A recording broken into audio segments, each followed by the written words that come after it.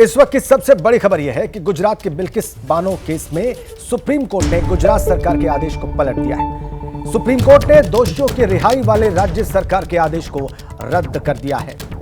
दोषियों को सजा में छूट के खिलाफ दायर हुई याचिका पर कोर्ट ने कहा कि सजा इसलिए दी जाती है कि भविष्य में अपराध रुके।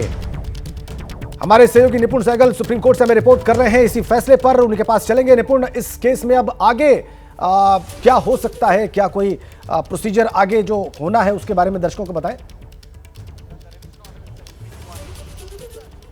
देखिए, फिलहाल पहली चीज ये होगी कि ये सभी लोग, इनको वापस जेल जाना पड़ेगा।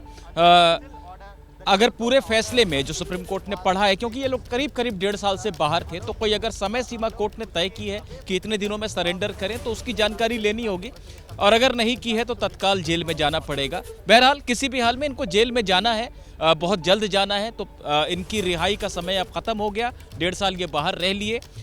जेल में जाने के बाद अब इन्हें आवेदन देना पड़ेगा महाराष्ट्र सरकार को।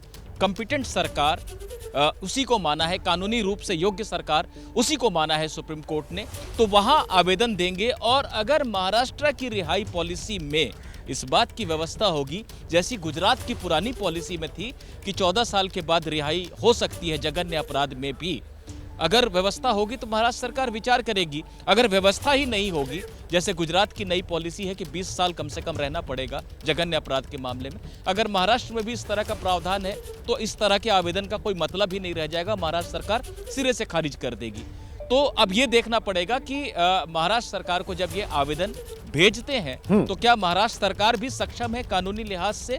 अगर पॉलिसी ही यही है कि 20 या 25 साल तक जेल में रहना पड़ेगा तो कोई मतलब नहीं होता ऐसे आवेदन का। और अगर पॉलिसी है कि 14 साल के बाद रिहाई पर विचार हो सकता है, तब भी सुप्रीम कोर्ट की इन टिप्पणियों का, इन वजनदार टिप्पणियों का बहुत असर पड़ेगा कि पीड़िता की तकलीफ को ध्यान में रखें, क्योंकि ये साधारण मामला नहीं है। गैंगरेप हुआ, 7 लोगों की हत्या हुई और 3 साल की बच्ची की भी उसमें शामिल थी।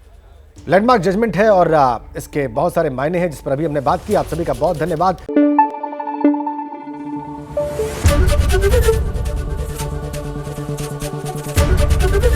एबीपी न्यूज आपको रखे आगे।